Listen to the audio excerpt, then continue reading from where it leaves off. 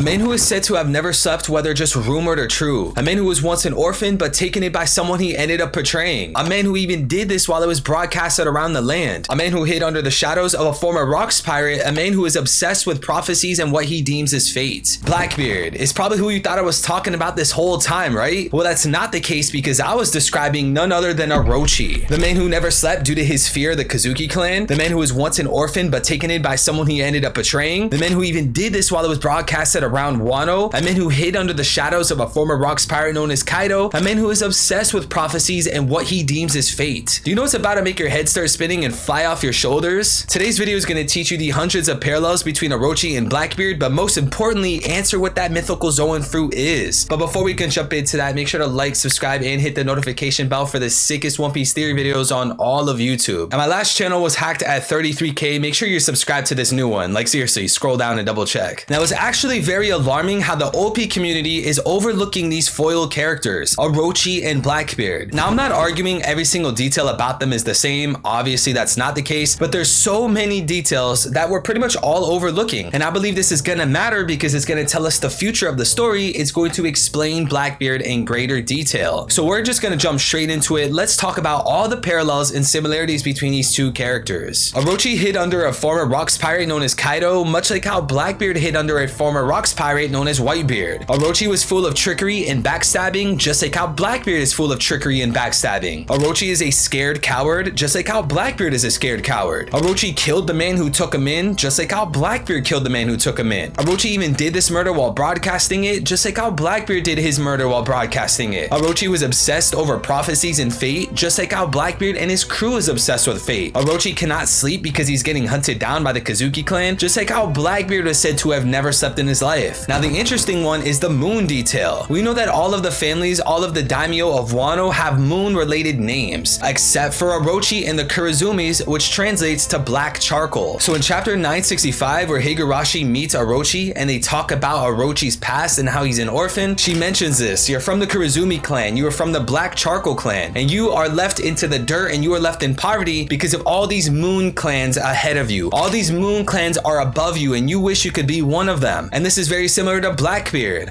Why? In an SBS photo, when Oda drew all the warlords as children, he drew Blackbeard sad, depressed, and crying at the moon. This is again another stark similarity between these two characters that's going to unfold into something bigger. In chapter 965, Orochi was labeled as an orphan, which was the exact same chapter that they labeled Blackbeard an orphan. Orochi was even inspired by this former rocks pirate known as Higurashi, and I believe Blackbeard will be the same case. I believe the former rocks pirate that inspired Blackbeard will be Shiki. And again, I find it funny. Chapter 965 is the chapter that Blackbeard joined the Whitebeard pirates, which is the same chapter that Higurashi morphed into the face of Shiki while talking to Orochi and building up Orochi's plan. This is Oda's way of sprinkling little details, trying to remind us, hey guys, Shiki exists. Hey guys, there's these young kids with devious evil plans, and they are most likely going to be led by a rocks pirate. So yeah, it's pretty clear that Orochi was inspired by a former rocks pirate known as Higurashi. Meanwhile, Blackbeard named his ship literally the Saber of Zebek, the leader of the rocks pirates, Rocks D Zebek. It's very clear Oda's drawing a connection between Blackbeard and Zebek, let alone Blackbeard and Rocks, just like Orochi. It's even crazier when you think about how Luffy was trained by the right-hand man of Roger, which would make it so poetic if Blackbeard was trained under the right-hand man of Rocks D Zebek, the right-hand man of Roger's foe, which would be Shiki. So you would have this great duo, you would have these two sides of the same coin. You have Luffy working with Rayleigh, and you have Blackbeard working with Shiki. We also know that Higurashi basically wanted to take over Wano, which is pretty similar to how Shiki wanted to take over the East Blue. It's also crazy how Higurashi basically inspired Orochi while she might be from Wano, similar to how Shiki is most likely inspiring Blackbeard while Shiki's dressing like he's from Wano. And keep in mind, one of the first times we ever saw Shiki in the canon manga, because he was only name dropped in Impel Down, was in what arc? Was in what country? The Wano country. But once Higurashi died and Orochi began to live his life, we see that he wanted to become the shogun of Wano, which is again a very interesting similarity to how Blackbeard is trying to become the king of Hachinosu. Orochi even wanted to see the end of Wano, the fall of Wano, similar to how Blackbeard wants to see the end of the world. And then you could even look at Orochi's family, the Kurizumis, who were said that they were meant to burn, similar to how Blackbeard went against Ace's Flame Emperor, and he was meant to be burned. And even then, when Orochi met his fate at the end of Onigashima, he was burnt, similar to how I think Blackbeard's eventually going to go against the Sun Sun God Luffy and get burnt too. So again, it's another stark similarity between Blackbeard and Orochi. Both of these two are meant to be burned. Both of these two are meant to go against flames. But in this case, instead of it being Denjiro, it's going to be none other than Monkey D. Luffy, the Sun God. And again, just a quick reminder, it was chapter 965 where we saw Orochi get the mythical Zoan, which was the same exact chapter that Oda gave us two little quick speedrun panels about Blackbeard joining the Whitebeard crew. It's almost like Oda's feeding these little details, planting these seeds in our head, hoping that we could catch on. It could have been 964 that Blackbeard joined the crew, 966, 900, but it was the same exact chapter, literally 3 or 4 pages before Orochi saw the devil fruit. So I would argue that Blackbeard joined the Whitebeard crew and Oda instilled this memory into our brain during chapter 965 where Orochi ate his devil fruit, because Blackbeard did the same thing. And when we think about how Blackbeard has a weird body, how he's not like everyone else, I believe his lineage factor, aka DNA, was edited and malfunctioned by this mythical Zoan devil fruit. But what would this devil fruit be? What is the ultimate animal, the ultimate creature, deity that would inspire Blackbeard? What is it gonna be? The Kraken, which is said to be the most notorious and feared creature or beast in the entire pirate world. Not only was this expressed at the beginning of Fishman Island, but it's expressed in real life for many centuries, many years, over and over. We know this to be true. They even said this about Tsurume when they first saw him, the legendary Kraken, the Kraken. And they even mentioned it again halfway through Fishman Island again by saying that Tsurume is a part of a legendary species. Again, this is not an ordinary animal. I believe Blackbeard's gonna be inspired by some form of a legendary octopus, some form of a Kraken. And that would make Blackbeard and his notorious beard that almost look like tentacles relate to the lore, relate to the mythology of a pirate world. Blackbeard has always been the ultimate pirate. Even in his early concept art, when Oda drew him in magazines, it seems very obvious that Oda was going for a big pirate theme. He even gave him a parrot with an eye patch. So how legendary, how beautiful would it be for Blackbeard, the biggest pirate ever, to have this mythical Zoan, to be related to Davy Jones, to be related to a Kraken? Now, all of that sounds cool. It sounds nice to hear, but does this actually make sense? Is there actually clues in the story that lead to this conclusion? Are there any reasons we should even look deeper into this?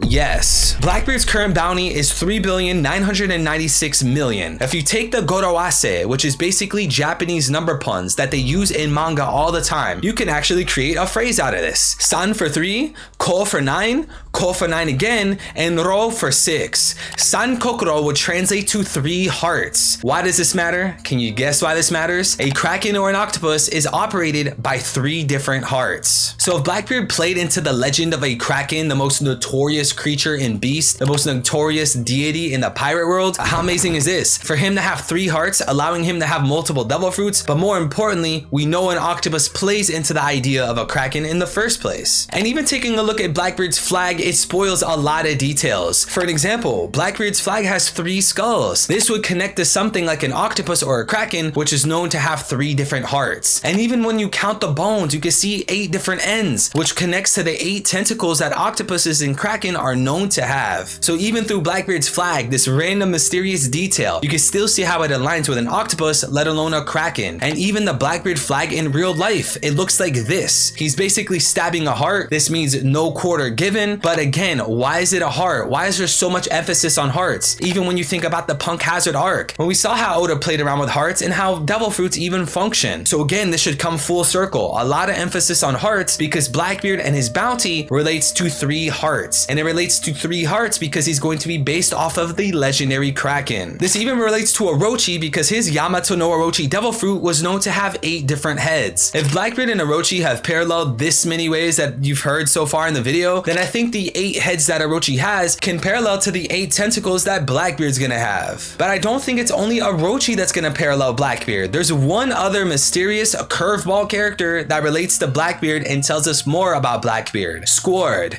We know through the Marineford War he betrayed Whitebeard 14 chapters before Blackbeard betrayed Whitebeard. Not only that, but Squard and his crew is based off of an 8-legged animal, the spider, which again I'm connecting Blackbeard to an octopus from. I'm connecting Blackbeard to a Kraken from, who is known to have 8 legs. So even when you compare the man who betrayed Whitebeard's squad to Blackbeard, who also betrayed Whitebeard, they both have 8 legs. And then you compare Blackbeard to Orochi, who is known to have 8 different heads, similar to how Blackbeard is going to be shown to have 8 different tentacles. And this would match the 8 bones we see on his Jolly Roger. Now, octopuses are also known to go very long periods of time without sleeping, and we could relate this to chapter 966, where Buggy and Shanks are having a conversation about young Blackbeard, and they say that Blackbeard never sleeps. Not only that, but a lot of octopuses such as Sarume are known to come from the North Pole. They come from colder regions. Can you guess where Blackbeard's from? We know from Drum Island, Luffy gave Sanji a statement saying that people from snow countries never sleep. Again, this would connect to Blackbeard never sleeping because he relates to an octopus, a kraken, who's known to hardly ever sleep. But more importantly, this implies that Blackbeard is from a colder region, just like a kraken, just like Sarume. Octopuses also have the ability to camouflage, very similar to how Blackbeard camouflaged his entire time in the Whitebeard Pirates. He had a devious plan. He wanted to get the Yami Yami no Mi. He wanted to kill Whitebeard, steal his territory, maybe even go for poneglyphs. Blackbeard is a man that camouflages his way to the top. Octopuses are also said to be highly intelligent and opportunist, similar to how Blackbeard's been very intelligent throughout the story and quite possibly the biggest opportunist ever. He pretty much manufactured Marineford War by going after Ace, capturing Ace, and giving him to the Marines. Not only that, but look at what he did on Amazon Lily. Blackbeard likes to take his time. He's very smart and calculated. He's intelligent, which would also connect to what we learned about Blackbeard through an SBS, how he's into historical research. Again, Blackbeard's a very intelligent person, which is why he's one of the best candidates for Pirate King. We also know in real life lore that the Kraken is known to create whirlpools, which again would connect to Blackbeard chasing Luffy earlier in the Jai arc, where there was whirlpools everywhere. Again, it's only details like this that you could really notice and have it feel alarming when it comes full circle. If Blackbeard is ever revealed to be a Davy Jones kind of guy, an octopus Kraken kind of guy, we would look at this panel, we would look at this moment of him chasing Luffy, and it would just feel so rewarding. We can even recontextualize this by saying that an octopus chased Luffy up to Skypiea, meanwhile an octopus pulled Luffy back down from Skypiea. So an octopus mythical Zoan that could survive in the water, similar to Kaido, the strongest creature land, sea, and air, would explain why Blackbeard sails on a ship like that, a pair of regular logs. Why would Blackbeard be afraid of the sea? Why would he be afraid of the ocean if he has this legendary mythical Zoan, a Kraken? Because again, Kaido was said to be the strongest creature land, sea, and air. They couldn't drown that guy. He was a serpent. He was a Suryu dragon. So I don't think Kaido's going to be the only fruit with that ability. I don't think he's going to be the only fruit similar to the fish kind of fruit. I believe it'll also be Blackbeard. And it gets even crazier because a part of a real life fisherman's journey is to find an octopus. Every now and then when you're sailing and catching fish, you will come across something like this. But why does this matter? Is this present in One Piece?